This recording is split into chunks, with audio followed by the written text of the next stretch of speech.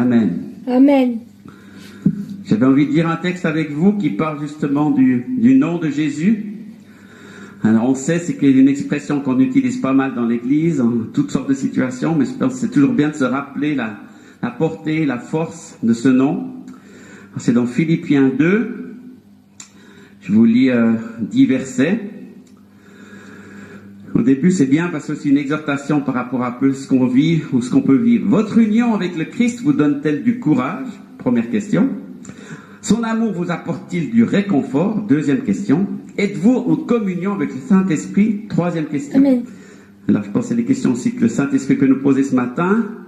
Est-ce que d'être avec Jésus, ça nous donne du courage? Amen. Est-ce que son amour nous donne du réconfort? Amen.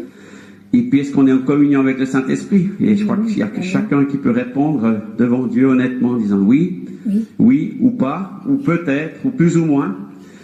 Et puis, continue après par rapport au travail ensemble. Avez-vous de l'affection, de la bonté les uns pour les autres? Amen. Et je crois que ça, c'est aussi quelque chose que Dieu nous donne de vivre avec des autres pour exercer aussi l'amour fraternel et sa bonté. Et puis ensuite, Paul parle, rendez-moi parfaitement heureux en vous mettant d'accord, en ayant un même amour, en étant unis de cœur et d'intention. Ne faites rien par esprit de rivalité, par désir inutile de briller, mais avec humilité, considérez les autres comme supérieurs à vous-même. Que personne ne recherche son propre intérêt, mais que chacun de vous pense à celui des autres. Comportez-vous entre vous comme on le fait quand on connaît le Christ. C'est une autre approche, peut-être un peu des béatitudes qu'on a, c'est une suite, je dirais, de tout ça. C'est vrai que c'est pas des choses peut-être naturelles, mais c'est vraiment des choses que Dieu attend de nous, qu'on laisse de côté toute rivalité, toute considération trop importante sur nous-mêmes, et puis qu'on recherche le bien-être des autres. Puis je pense qu'on a la chance de vivre en équipe ou de vivre avec d'autres autour de nous pour pouvoir le vivre, même si le confinement nous distancie un peu, ces principes restent les mêmes. Et puis ensuite, il parle de Jésus, puis c'est ça qui va nous introduire dans la louange. Il possédait depuis toujours la condition divine, mais il n'a pas voulu demeurer de force légale de Dieu. Au contraire, il a de lui-même renoncé à tout ce qu'il avait, et il a pris la condition de serviteur. Il est devenu homme parmi les hommes, il a été reconnu comme homme. Il a choisi de vivre dans l'humilité, il s'est montré obéissant jusqu'à la mort sur la croix. Déjà ça, c'était assez incroyable de renoncer à sa position de Dieu pour devenir homme. Il faut beaucoup d'humilité pour déjà accepter ça. Hein? Donc quand nous on renonce à une position, un titre ou une chose, on se dit qu'on est un tout petit peu à l'image du Christ, mais c'est toujours minime par rapport à ce que lui a fait. Et puis la conclusion extraordinaire qui nous amène dans la louange et l'adoration, c'est pourquoi Dieu l'a élevé à la plus haute place et lui a donné le nom supérieur à tout autre nom.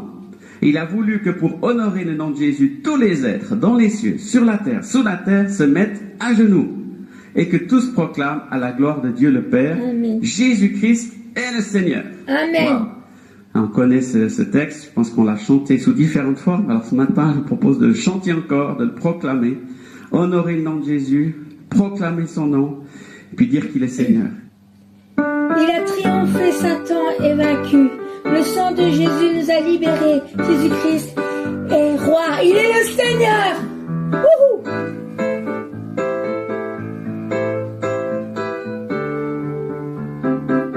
Son nom est plus grand que tous les noms, sur terre et dans le ciel. Tout l'univers proclame que Jésus-Christ est roi. Il est Seigneur. Il a triomphé, Satan est vaincu. Le sang de Jésus nous a libérés. Jésus-Christ est roi. Il est Seigneur. Il est le nom de Dieu très haut. Par lui tout fut créé. Par sa parole il soutient l'univers. et son nom soumet tous les pouvoirs. Le nom de Jésus partout retentira parmi les nations. Proclamons sa victoire, Jésus-Christ est roi. Il est Seigneur.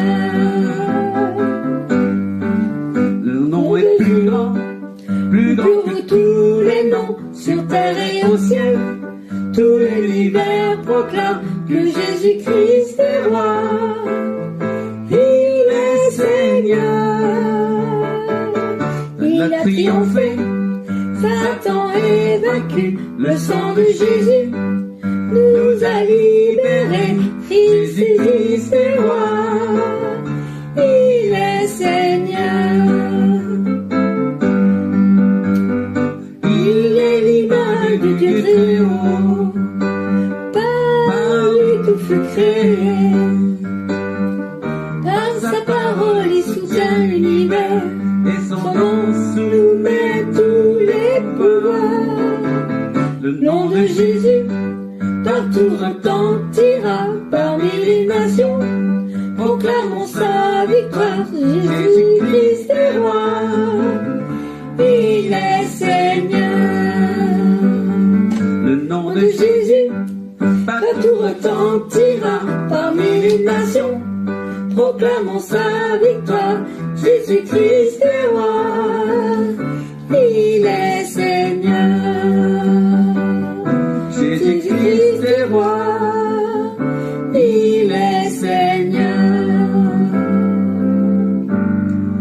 Seigneur, merci parce que c'est une réalité. Ton nom est proclamé parmi toutes les nations, sur toute la terre. Et on entend ton nom encore sur tous les continents. Et ton nom est digne d'être élevé sur tous les continents.